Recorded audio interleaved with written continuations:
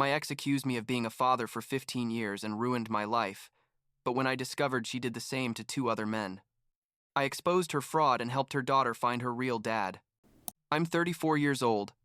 I work in construction, doing temporary contracts, and I need to tell this story because what happened over the last 15 years of my life basically consumed me in a way I didn't even understand until recently. The thing is, when I was like 19, just turned 19, I was dating this girl, Victoria, and I thought things were going well, nothing serious but not casual either, like a normal relationship for young people.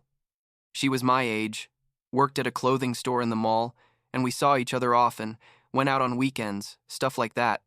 I was just starting out in construction at the time, taking any job that came my way, and I got offered a contract out of town that was going to last between 5 and 6 weeks. Good money for someone my age, so obviously I took it. I told Victoria, she said it was fine, that she'd wait for me, all normal. I came back after about 6 weeks, maybe a little less. I don't remember exactly. And when we saw each other again, she had this weird look on her face, like nervous but also excited, and she tells me we need to talk about something important. We went to a cafe near her house, and there she drops on me that she's pregnant. I froze, literally couldn't process what she was telling me. And the first thing I thought was, well, it's not ideal, but we're adults, we can handle this. But then I started doing the math in my head. You know what I mean? She told me she was between 4 and 7 weeks pregnant, and I had just come back after being gone 5 or 6 weeks. The math didn't add up at all. I asked her directly, Victoria, if you're 4 weeks pregnant and I was gone 6 weeks, how can it be mine? She got all defensive, started saying that maybe the doctors got the dates wrong, that these things aren't exact, that I was being paranoid and distrustful. The truth is that in that moment, I wanted to believe her. I mean, part of me wanted to think that maybe there was an error in the dates or that I was calculating wrong, but something wouldn't let me be at peace. I told her we needed to do a paternity test when the baby was born, just to be sure, and she exploded. She accused me of not trusting her, of being a bad boyfriend, that if I really loved her, I wouldn't be asking for that.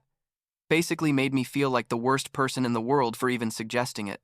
But I stood my ground, told her it wasn't negotiable, that if we were going to do this, we had to be sure, and she just got up and left the cafe furious. Like 2 weeks went by without us talking, and when we finally saw each other again, she was still refusing the test, said it was an insult, that she knew I was the father, and that was enough. That's when I told her it was over. That I wasn't going to stay in a relationship where I wasn't allowed to verify something so important, and we broke up. I figured that would be the end of it, that she'd move on with her life and I'd move on with mine, but oh, I was so wrong. Victoria didn't accept the breakup at all.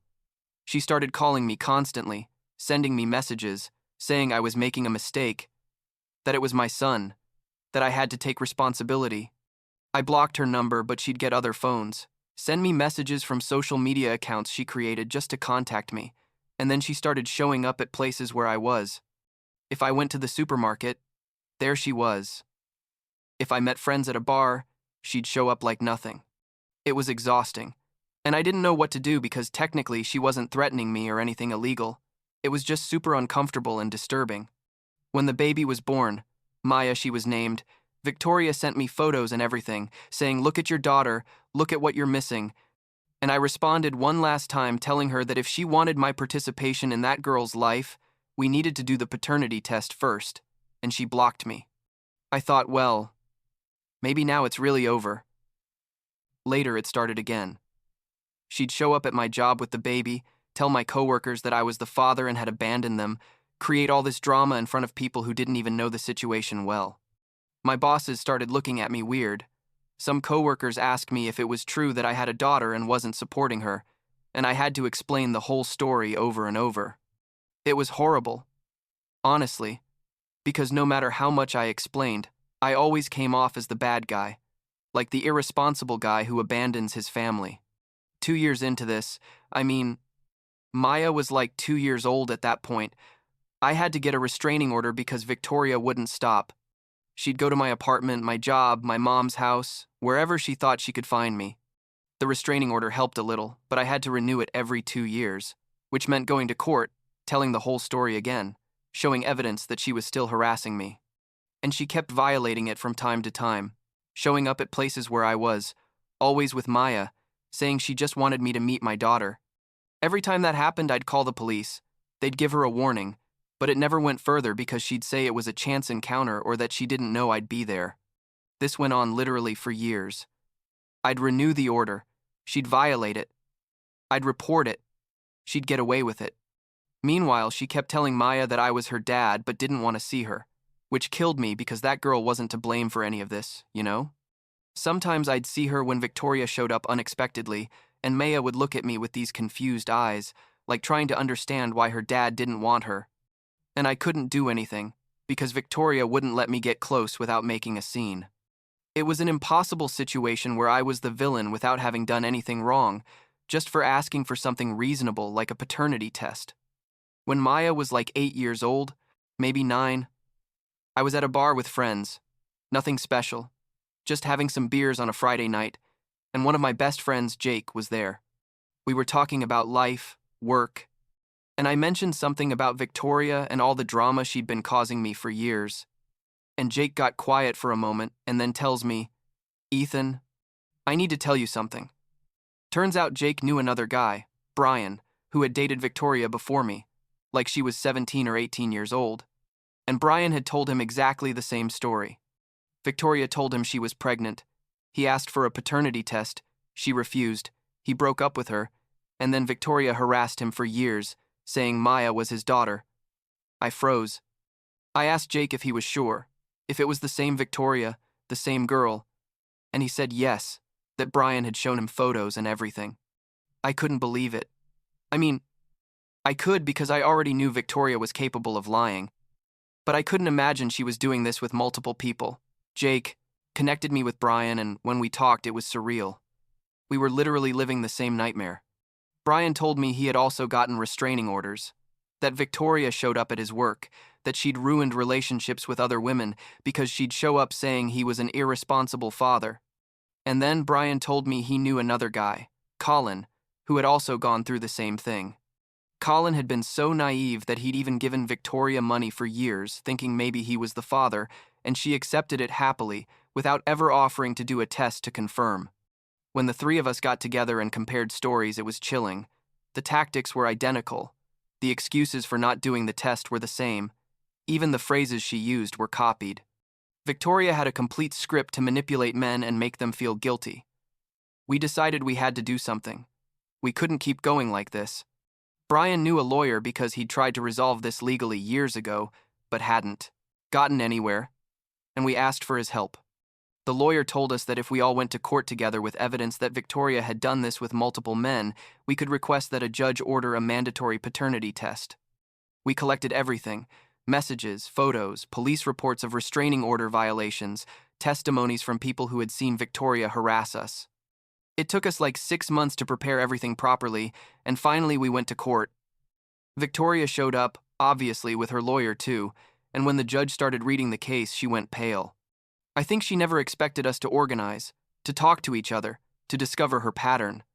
Her lawyer tried to argue that there was no reason for the test, that it was traumatic for Maya, that we just wanted to harass her. Basically flipped the story completely. But the judge didn't buy any of it. He reviewed all the evidence, listened to our testimonies, and then asked Victoria directly why she had refused for so many years to do something as simple as a DNA test. If she was so sure who the father was, she didn't know what to say. Started stammering something about it being her right as a mother, that we were horrible men, that we just wanted to hurt her. The judge cut her off and ordered the mandatory test, said it would be done under court supervision and the results would be revealed in 30 days. Victoria left that courtroom screaming, literally had to be escorted by security because she was having a fit, saying we were all conspiring against her, that we were monsters. Those 30 days were the longest of my life. I'm not going to lie. Part of me, a small part but present, was afraid the test would say I was the father, because then all these years of refusing would have been a terrible mistake. But logic told me no, that the math didn't add up, that Victoria had done this same thing with other men, that it was impossible. When the day came to go back to court for the results, I was shaking, like I hadn't slept well in days. and Brian and Colin were the same. None of the three of us were Maya's father. None. I felt this massive relief that almost knocked me off my chair, but at the same time, I felt rage, 15 years of my life, from 19 to 34, dealing with this lie, with this woman who ruined my peace of mind and my reputation for absolutely nothing. Victoria had a total breakdown in the courtroom. She started screaming that the results were wrong, that they'd made a mistake, that she knew who the father was and it was us. The judge tried to calm her down, but she kept screaming, and then she made the biggest mistake of her life in that moment. She got up and started walking toward me like she was going to attack me.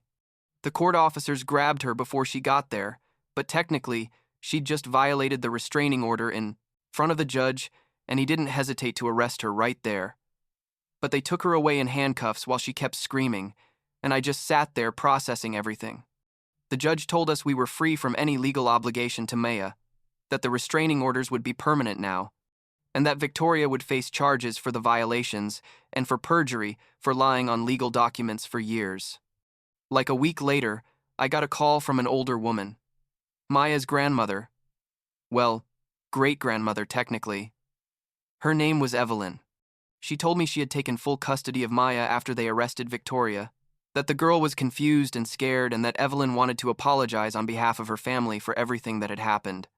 She told me she had never completely believed Victoria's story, but didn't have proof to contradict her, and that now that she knew the truth, she was cutting off all financial and emotional support to Victoria until she sought serious professional help.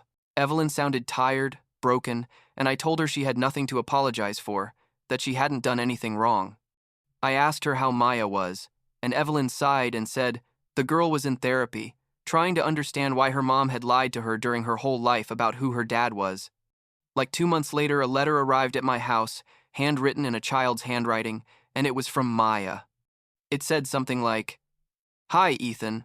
I know you're not my dad, and I'm sorry my mom caused you problems.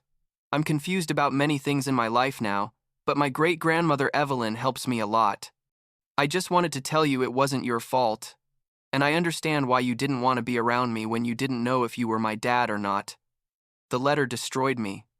Honestly, this one 5-year-old girl apologizing for something that wasn't even her responsibility, trying to give me peace when she was the one who had suffered the most in all this. I wrote back to her, told her she had nothing to apologize for, that she was brave and strong, and that I hoped she'd find the answers she needed about her life. Like a year went by without knowing anything about Victoria or Maya, and I was starting to rebuild my life. Dating a new girl, working on a big construction project, feeling like I could finally breathe.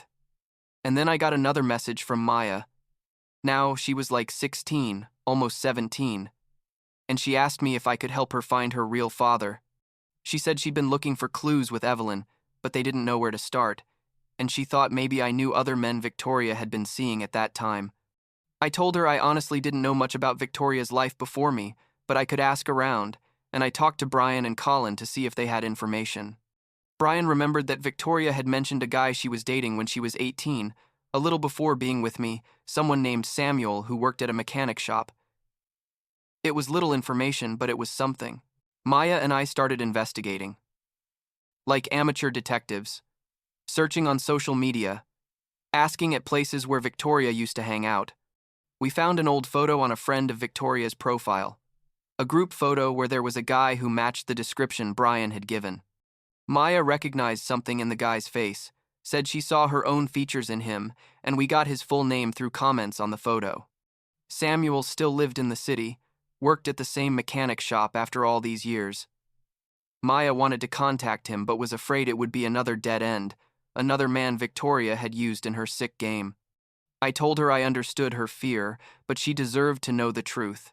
So finally Maya gathered her courage and sent him a message on Facebook explaining the situation. Samuel responded like the next day and said yes. He had dated Victoria when she was 18 and he was like 19, that the relationship had only lasted a few months and that she had broken up with him out of nowhere, without explanation. He said he never knew Victoria had gotten pregnant, that she never told him, and that he was in shock, discovering he might have a 6-year-old daughter. We agreed to do a DNA test. All of us nervous, because if this didn't work either, we didn't know what else to do. Maya was anxious. Samuel was terrified. And I just wanted this girl to finally have an answer, after all the confusion and pain Victoria had caused her. The results came like 3 weeks later and confirmed that yes, Samuel was Maya's biological father. Maya cried when she found out, but I don't know if it was from relief or sadness, or both. Probably both. She finally had an answer, knew who her dad was, but it also meant facing that her mom had lied to her about her complete identity for 16 years. Samuel was overwhelmed but wanted to meet Maya, start building a relationship, and Evelyn was happy the girl finally had that piece of the puzzle. Victoria, of course, still denies everything. From jail, where she served a few months for the restraining order violations, she still says we manipulated the results, that the three of us, Brian, Colin, and I, are the real father and we're lying, that Samuel is nobody. It's pure delusion. The woman can't accept reality even when the evidence is irrefutable. Today, Maya is 17, in regular therapy, lives with Evelyn, and is starting to get to know Samuel little by little. He's trying to be a good father even though he came late to the game, and Maya seems to be handling it well considering everything. I talk to her from time to time, nothing frequent, but we send messages every so often, and she thanks me for helping her find her dad, which is weird but also nice in a way. Victoria permanently lost custody, is prohibited from contacting Maya without court supervision, and has to continue in psychiatric treatment if she wants any chance of seeing her daughter in the future. I don't know if I'll ever understand why she did all this, why she lied for so many years, why she used her own daughter as a tool to manipulate and control men who weren't even in her life. Maybe I'll never know. Last week, I was at the supermarket, buying stuff for the week, and I saw a woman with a baby looking at me weird, like evaluating me. And for a second, I felt that old anxiety that it was Victoria again, that everything would start over. But it wasn't her, just a random mom doing her shopping. I realized then that even though everything was resolved legally, even though there's no more drama or harassment or anything, Victoria left me with this reflex of always being alert, of always expecting something bad to happen. I guess that's going to take time to heal completely, if it ever does. For now, I'm focused on my life, on my work, on my new relationship that's going well, and on not letting these 15 lost years define the next 15. Maya wrote me a few days ago saying Samuel is going to take her to look at colleges next month, that she's excited to start that stage of her life. I responded that I was really happy for her, that she deserved all the happiness in the world. And the truth is, yes, that girl deserves everything good after what she lived through. And I do too, I suppose. We all deserve to close that chapter and move forward.